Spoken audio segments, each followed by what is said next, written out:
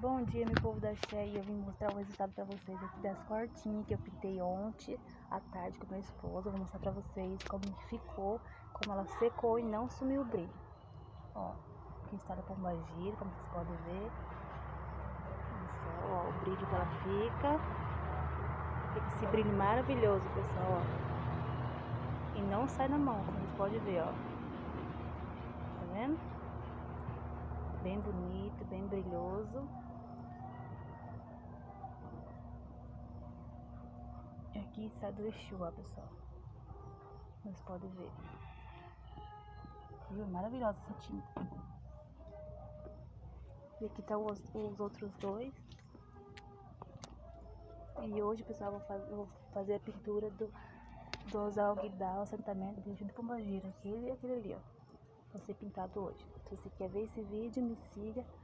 E axé, pessoal. Bom dia.